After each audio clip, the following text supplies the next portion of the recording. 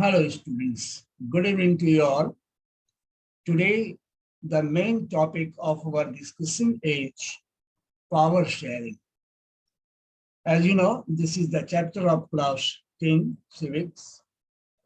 In this chapter, we have to know how power is shared and by whom.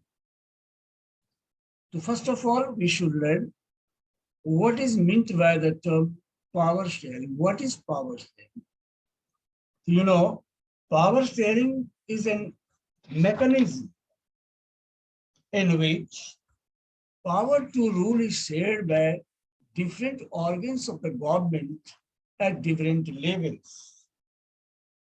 So in short, you should know, power sharing is a mechanism under which all the major segments of the society are provided with permanent share of power in the governance of the country. What does it mean? Actually, earlier, what used to happen, power was used only by one person in monarchy, right? But nowadays, we see that power is shared by the different organs of the government like legislative, executive, and judiciary. Secondly, you know, this power is shared at the different levels like central government, state government, and local self-government, about which you have already studied in previous classes. I mean, class 16. So here, in short, we have to know if democracy can run in proper way when the power is not used by a single person, but by the help of the participation of so many people in different groups. That is why in democracy, power is given to the people, because we know democracy is a government of people. Everyone, you know, democracy is the government in which rulers are elected by the people. Democracy is a rule where people's choice is preferred, and how their preference will be fruitful, it depends on the maximum participation of the people for sharing the power. So in this chapter, we have to learn. Actually, what happened in Sri Lanka and Belgium, that two examples are given here, power was not shared properly. And you will see how in Belgium problem comes out, and how did it become the bone of contention between two communities, between two ethnic groups. And later on, the problems are solved by allowing the people to share the power. So now we discuss about Belgium. Actually, Belgium is an European country which size is similar or half of the just like Haryana, and the population of Belgium is half of population Haryana. First of all, we know what is the population of Belgium: 1 crore, and its borders touches the border of other 4 countries like Netherlands in north, Germany in east, and Luxembourg in southeast, and France here, you know. So question can be raised. Name the 4 countries which are at border of Belgium, which touches the border, which touch the border of Belgium. So your answer should be, these are first Netherlands in north, France in south, Southeast Luxembourg, and East Germany. So this type of question can be prepared, question answer can be prepared by you in proper way. So you prepare this one. Now next question comes, what is the composition of Belgium? Right? This type of question is generally asked. You highlight the composition of Belgium. Name the different groups of ethnic groups or population with their percentage. So generally, as per the CBSE examination paper, as I have seen of so many years, 2-3 types of questions are generally asked having the same values. For example, what is the population of Belgium? Describe the ethnic composition of this country. You should write if you want. Other types, what is the ethnic composition of Belgium? Next, mention the main issues or bone of contention between two ethnic groups who are living in different parts, I mean, in Flemish region and Wallonian region. So this type of questions are generally asked. So here you can write by watching this video. First of all, you will write, out of total population, 59% people were Dutch-speaking people, right? 59% people used to speak Dutch in Flemish region.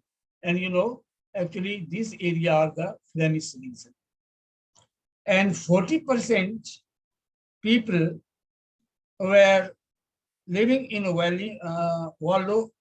Wallonia region, and they used to speak French, right? They used to speak French.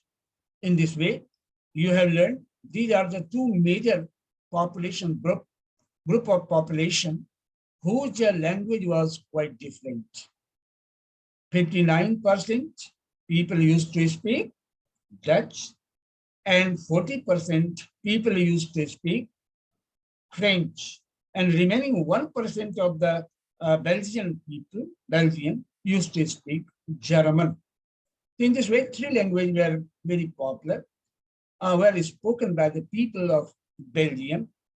First, Dutch, second, French, and third, German. But position or condition of its capital, Brussels, was quite different. In Brussels, 80% people were French-speaking people. They used to speak French, and 20% Dutch people were there. What type of differences you see? Whoever or who was the, I mean, Dutch was the major group.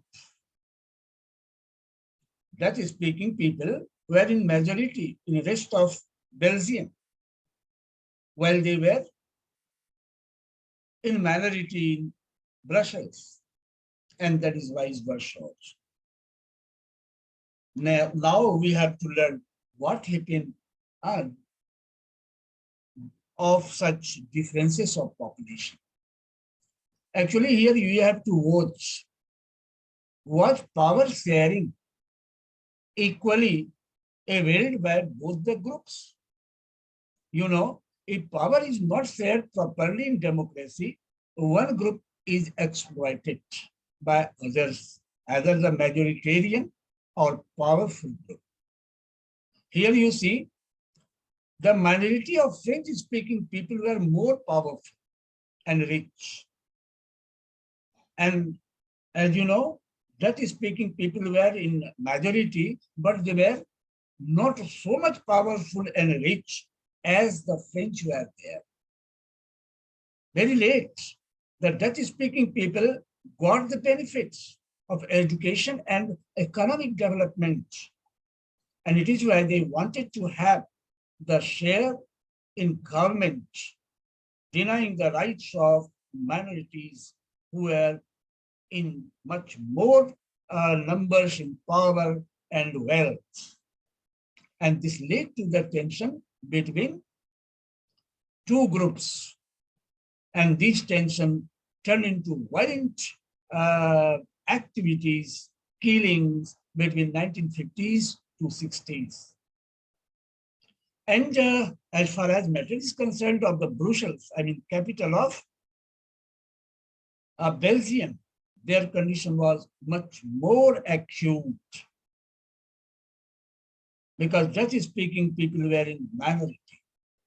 So they wanted to have the equal shares. They wanted to, they denied the existence of such French-speaking people who were less in number, but much more in power. Okay, so in this way, if question comes right about the tension, what was the main cause of the tension in Belgium between these two groups? You can point-wise write in short, and you will be able to get full marks that will carry either 5 marks or 3 marks. In this way, point-wise, your answers should be there. Now, another one example is given about the Sri Lanka. Here you see how the power sharing was neglected by the Mediterraneans. Here there was the rule of a major community, I mean majoritarian group, Sinhalas. Minorities were exploited.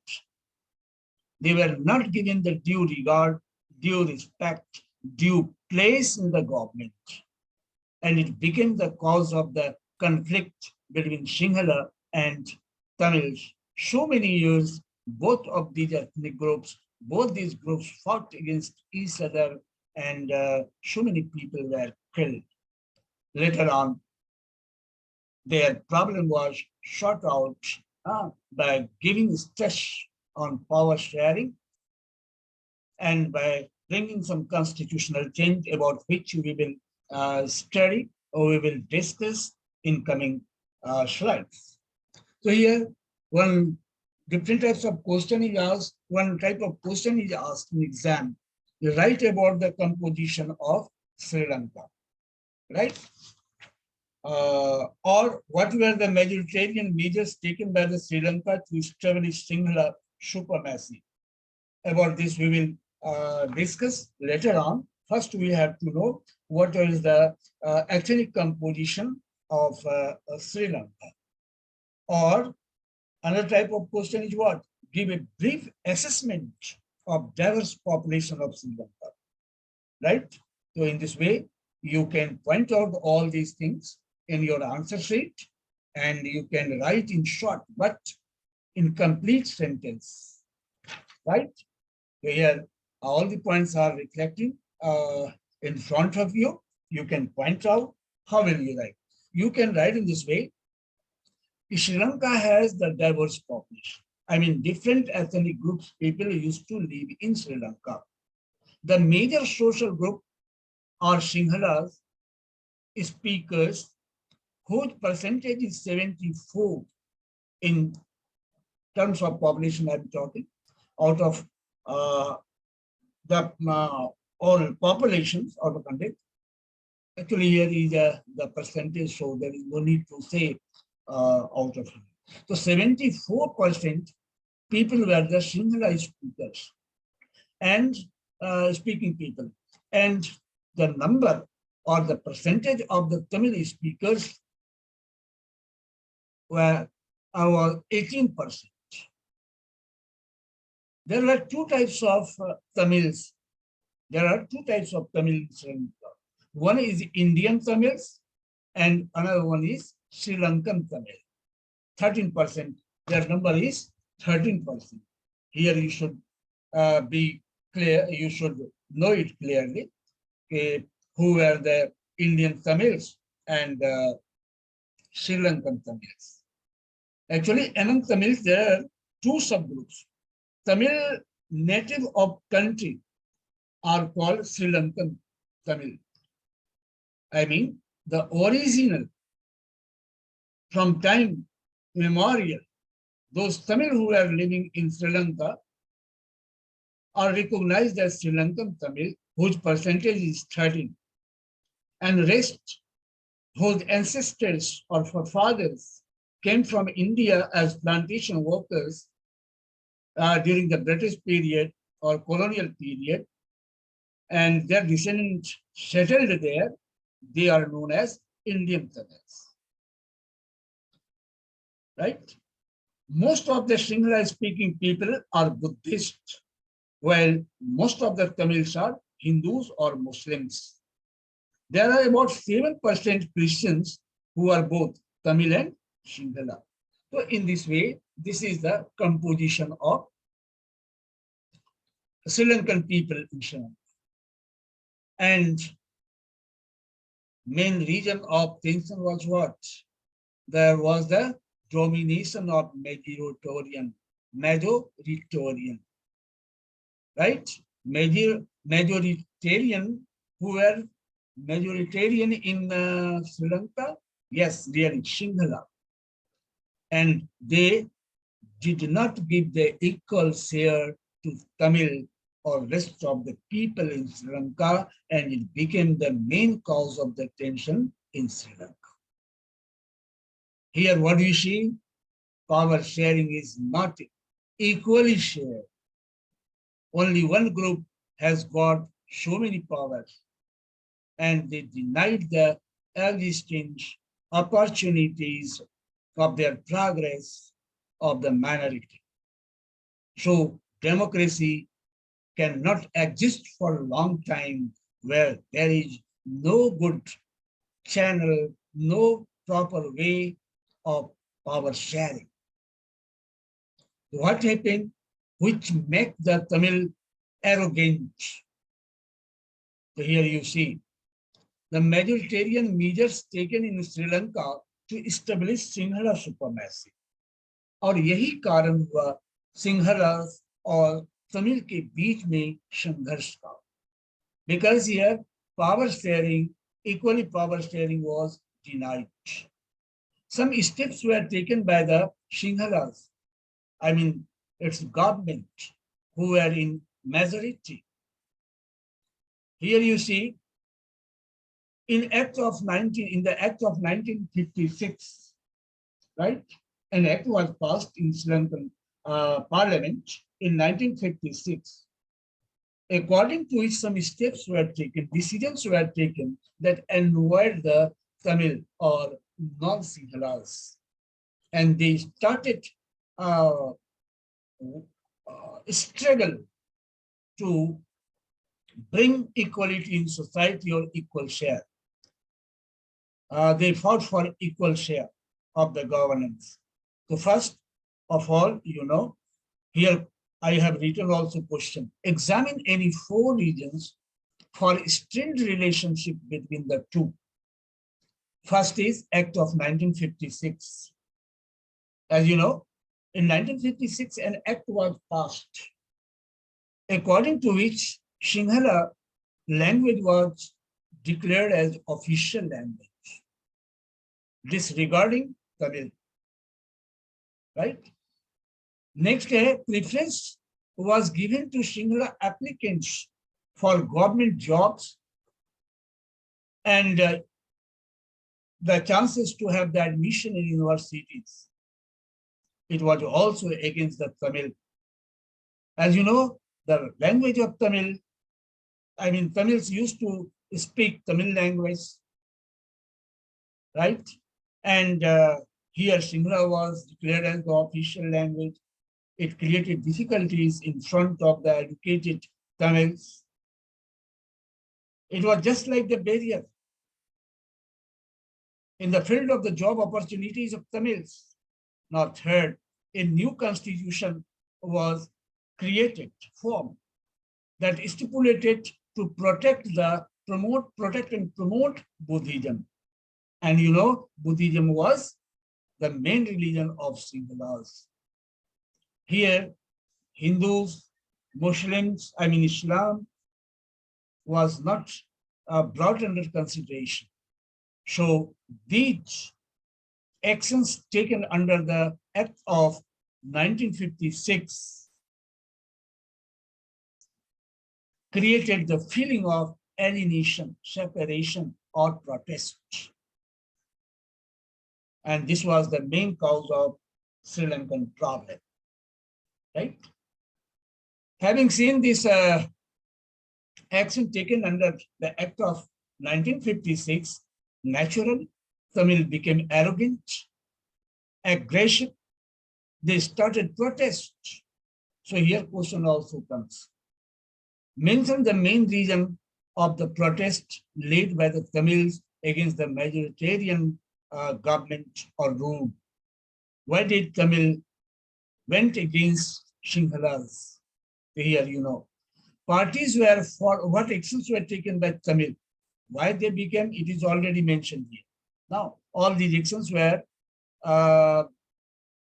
in the interest of Sinhalas, but not for the Tamils. Tamils became the sufferer because all these actions were in favor of Sinhalas. Now, what actions were taken? And now we have to see what actions were taken by the Tamil. Ye question hai. Mention the some steps taken by Tamil to protest majoritarian government. Is it clear? Mention some steps taken by Tamil to protest majoritarian government or the Act of 1956. So here you will know. First of all, the Tamils started to form the parties to protest. They wanted to protest the government in organized form. That is why some political parties were formed. They struggled for recognition of Tamil as an official language. They did not know how to speak Sinhala. Very few persons used to know.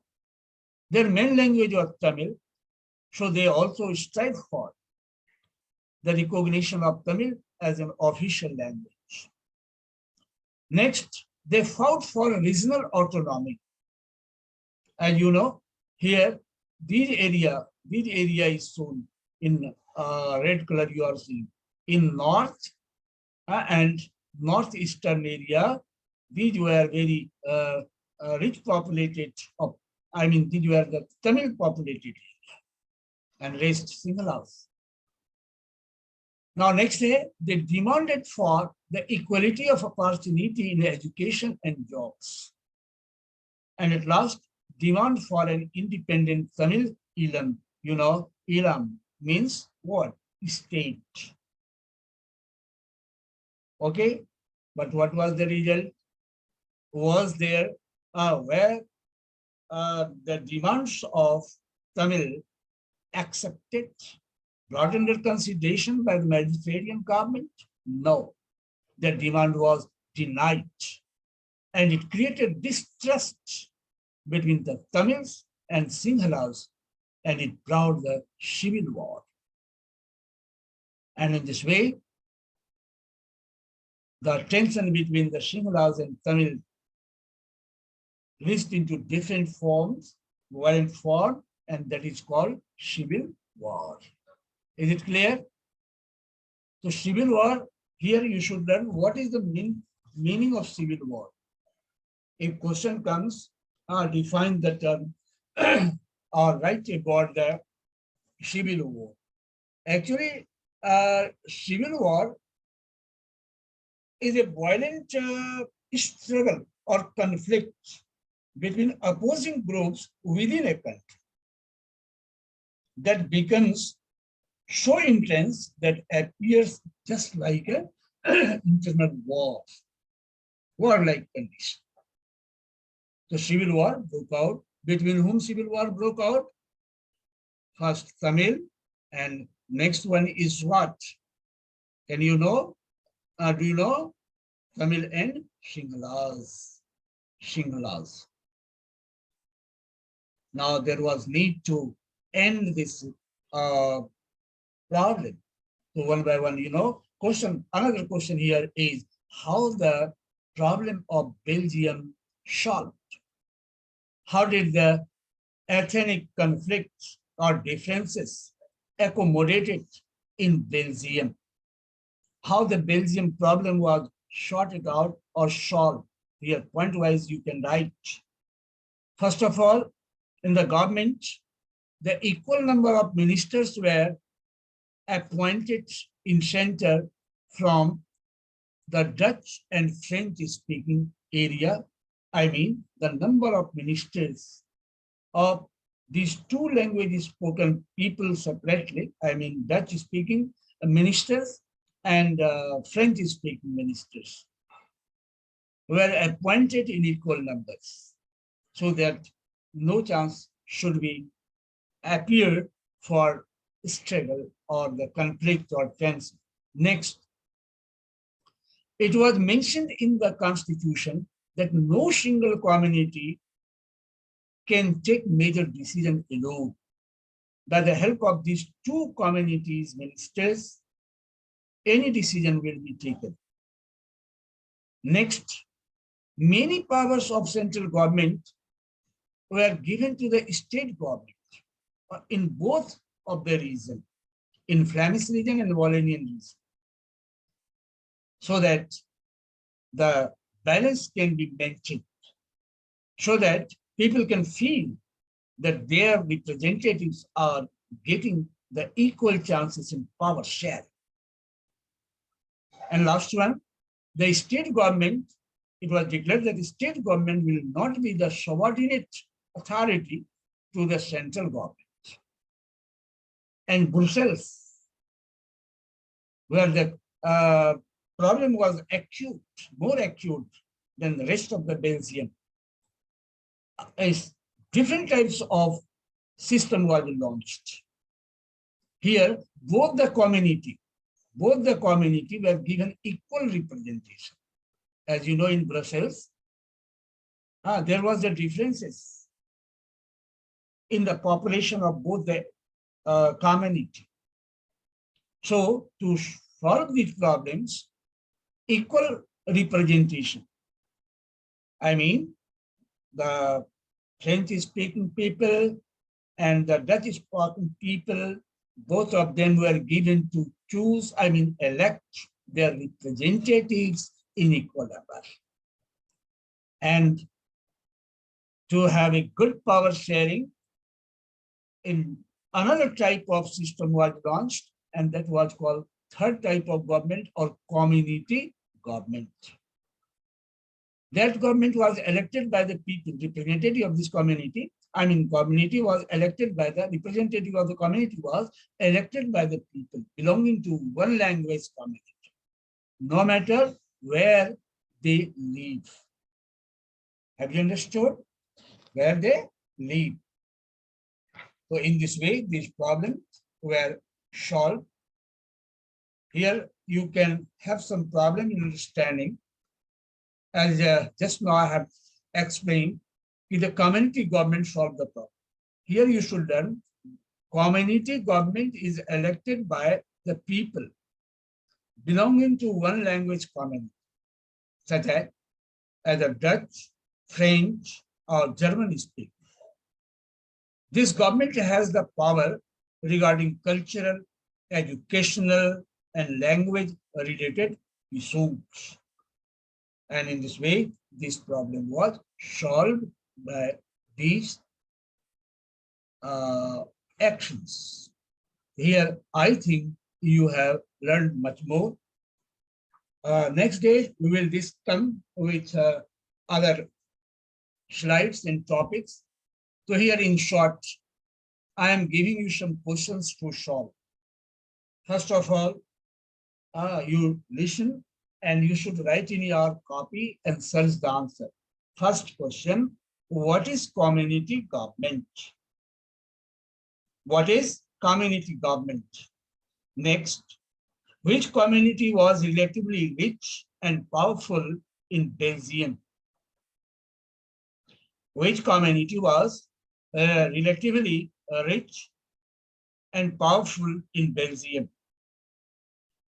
Next, Sri Lanka was a diverse populated area or has the diverse population explained? Or what are the major social groups of Sri Lanka? Next question. In which part of Sri Lanka are Sri Lankan Tamil concentrated? Next, mention two measures adopted by the majoritarian government in Sri Lanka to establish Sinhala supremacy, or highlight the main provisions of the Act of 1956, which was responsible to set up Sinhala supremacy. Next, what gave birth to the feeling of alienation among Sri Lankan Tamil? So these are the questions, and 2-3 long questions. For example, write about the composition of Sri Lanka, composition of Belgium, and how these problems were accommodated, how these problems were solved, I mean, in Sri Lanka and Belgium. So nowadays, today, I think this is enough to you all. If you have any problems, you can ask me questions by calling me direct. I mean, you can write in the chat box, or you can write in WhatsApp group also. You all are here. And those who are not a member of my group, they will be given chance next day. I will send the link and you will have to be with me. Thank you.